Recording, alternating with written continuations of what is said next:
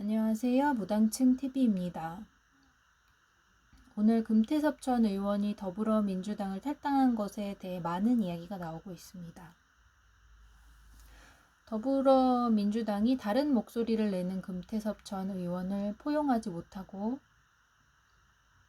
금태섭 전 의원이 탈당한 것에 대해서는 민주주의를 표방하는 더불어민주당이 다른 목소리를 내는 정치인을 탈당하게 한 것으로 저뿐만 아니라 누구나 다 실망하셨을 것으로 생각되어서 따로 다루지 않겠습니다.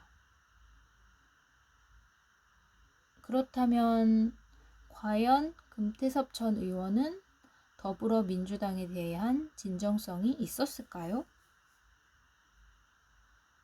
금 전 의원은 다들 아시다시피 2012년 안철수 국민의당 대표와 함께 민주당에 입당했고 안철수 대표와는 뜻이 맞지 않는다는 이유로 더불어민주당에 남아서 2016년 국회의원에 당선되었습니다. 국회의원 재임 기간 동안에는 더불어민주당의 대변인, 전략기획위원장 등 요직을 맡았습니다.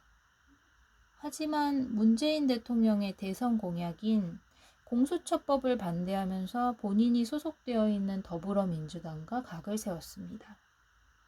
2019년 국정감사 내내 더불어민주당 당론과는 다른 공수처법 반대를 주장했고 공수처법 국회 표결에서 당론과는 다르게 기권이라는 입장을 냈습니다.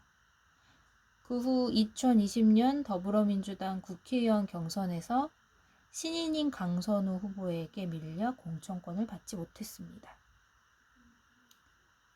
더불어민주당 지지층의 영향력이 큰 경선에서 금 전 의원이 탈락했다는 것은 더불어민주당 지지층이 더불어민주당 당론과는 다른 의견을 내는 금 전 의원을 수용하지 못한다는 걸 의미합니다.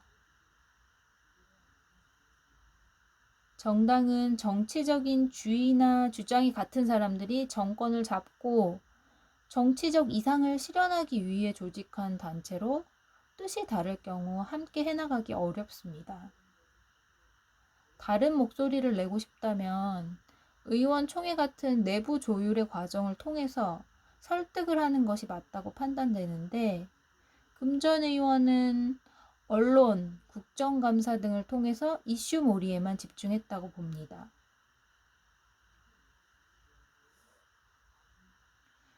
경찰 출신 표창원 전 의원이나 판사 출신 박범계 의원이 공수처법 반대를 주장했다면 또 모르지만 전직 검사 출신인 금태섭 전 의원이 검사의 권한을 축소하는 공수처법에 반대하는 것이 과연 국민들에게 얼마나 설득력이 있을까요? 예를 들어서 군 가산점 문제에 대해 군대를 다녀온 남대생이 찬성하는 것보다는 군대를 가지 않는 여대생이 찬성하는 쪽이 더 설득력을 가지게 됩니다. 아무래도 사람들은 찬성할 것 같은 사람이 찬성하는 것보다 반대할 것 같은 사람이 찬성할 때 더 설득될 가능성이 높습니다.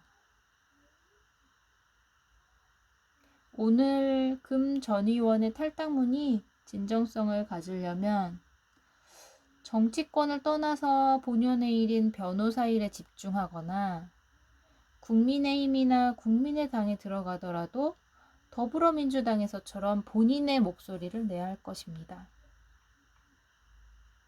조경태 의원처럼 더불어민주당에서는 본인의 목소리를 내던 사람이 국민의힘에서는 한마디도 하지 않는 모습을 보이지는 않았으면 좋겠습니다. 더불어민주당은 그나마 본인의 목소리를 내는 국회의원이 존재하지만 국민의힘은 그런 국회의원이 보이질 않습니다. 오늘 이야기를 하다 보니 너무 민주당을 옹호했네요. 금태섭 전 의원을 포용하지 못한 더불어민주당은 충분히 언론에서 욕을 먹고 있어서 굳이 저까지 욕을 할 필요는 없으니 민주당 입장에서 한번 생각해 봤습니다.